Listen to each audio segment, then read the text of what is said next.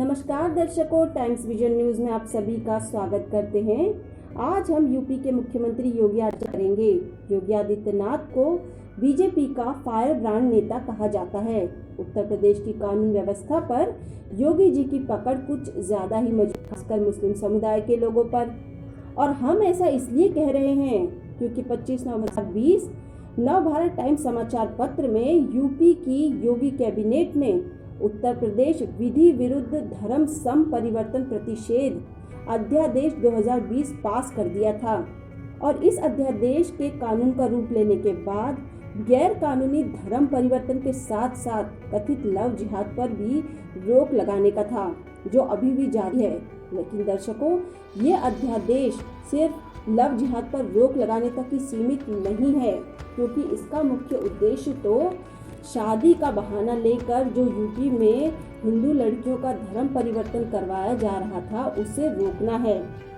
अब इस कानून को पास करवा कर योगी जी ने देखिए कैसे एक तीर से दो शिकार किए हैं। और साथ ही साथ योगी जी ने लव जिहाद को राम नाम सत्य की यात्रा क्यों कहा, आइए देखते हैं ये वीडियो। हाई कोर्ट ने एक आदेश दिया कि धर्म परिवर्तन के लिए शादी ब्याह के लिए धर्म परिवर्तन आवश्यक नहीं किया जाना चाहिए, इसको मान्यता नहीं मिलनी चाहिए। और इसलिए सरकार भी निर्णय ले रही है कि हम लव जिहाद को सख्ती से रोकने का कार्य करेंगे। एक प्रभावी कानून बनाएंगे। छद्मवेश में चोरी छुपे, नाम छुपा करके, स्वरूप छुपा करके जो लोग बहन बेटियों की इज्जत के साथ खिलवाड़ करते हैं, उनको पहले से मेरी चेतावनी, अगर वे सुधरे नहीं तो राम नाम सत्य है की यात्रा अब निकलने वाली है।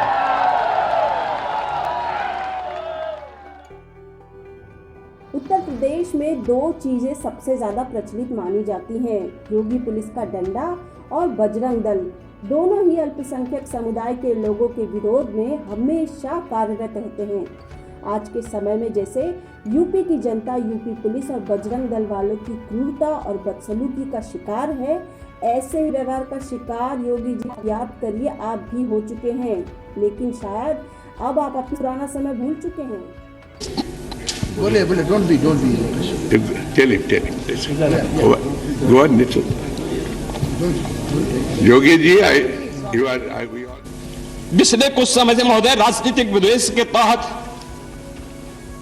मुझे जिस प्रकार से राजनीतिक पूर्वाग्रह का शिकार बनाया जा रहा है, मैं केवल आपसे अनुरोध करने के लिए आया हूं, क्या मैं इस सदन का सदस्य हूं या नहीं हूं, और क्या सदन मुझे संरक्षण दे पाएगा या नहीं दे पाएगा। अगर सदन मुझे संरक्षण नहीं दे सकता है तो मैं आज ही सदन को छोड़ करके वापस जाना चाहता हूं। यो छोड़िए सब। योगी जी मुस्लिम समुदाय के लोगों पर निरंतर अपना आक्रोश जताते रहते हैं। सिर्फ मौका मिलना चाहिए उन्हें जनता की तरफ से।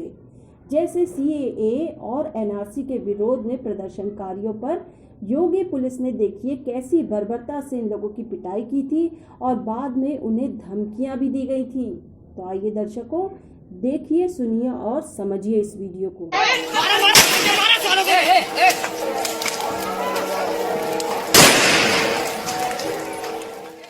की प्रॉपर्टी को जब्त करके इनसे हम इसका बदला लेंगे और सख्ती से निपटने के लिए इसके बारे में मैंने कहा है।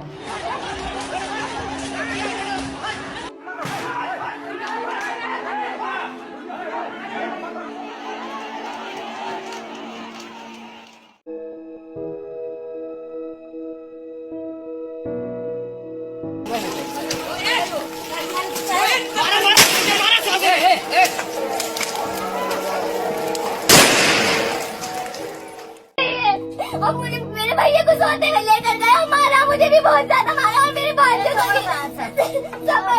सब कुछ तोड़ दिया। बेटी ने ये कहा कि आप ये क्या करते हो? हाँ, उनको तो ये जवाब दिया था कि आप चुप रहो, ये हमारा घर है, आप तुम यहाँ से जाओगे।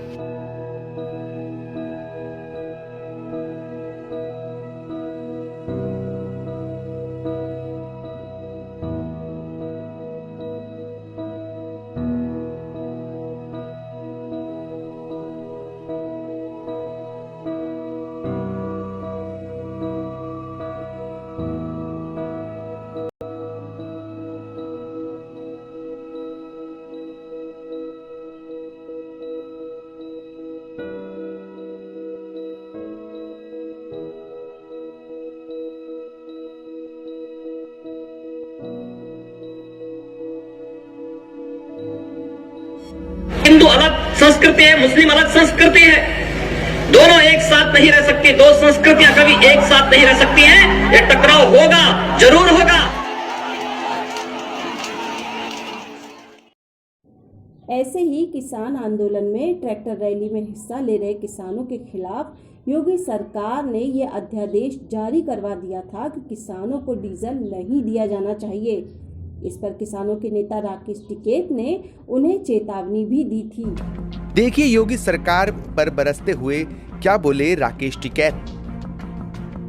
आज ये एक जानकारी हमको कल से ही मिल रही है कि पेट्रोल पंपों को ये आदेश कर दिया कि आप ट्रैक्टरों को डीजल नहीं दोगे। ये तो गंभीर आरोप एक किस्म का है किसानों के प्रति। मतलब सरकार क्या सरकार चाह रही है? मतलब डीजल ना दे के ट्रैक्टर दिल्ली में नहीं आ सकता, ये गलत है। सरकार ना करे ना, ऐसे किसान रुकेगा। और जो किसानों को डीजल नहीं दे रहा कोई भी पंप, अब उत्तर प्रदेश सरकार से भी ये लगता है कि वो भी एक आंदोलन करवाने के मूड में है। बहुत इशू वहां पे भी हमारे हैं। योगी जी उत्तर प्रदेश में जिस तरह से कानून व्यवस्था को संभालने, बदलने और जबरन जनता पर लागू करवाने में लगे हुए हैं, तो उसे देखकर ऐसा लग रहा है कि योगी जी अपने ही तरीके का भारत देश बनाना चाहते हैं। या तो आप ये भी कह सकते हैं कि यूपी में भविष्य में ऐसी कानून व्यवस्था आ सकती है जिसमें गुंडे पुलिस वालों का काम करेंगे और पुलिस वाले गुंडों का काम करेंगे, क्योंकि योगी जी तो अभी से ही प्रधानमंत्री पद के लिए अपनी दावेदारी अगले चुनाव से पहले ही साबित करवाने के लिए जोरों शोरों से प्रयासरत हैं। तो दोस्तों, आपको हमारा ये वीडियो कैसा लगा अपने कमेंट हमें ज़रूर करें और हमारे चैनल टाइम्स विजन को लाइक करें, शेयर करें और सब्सक्राइब भी करें। Thank you.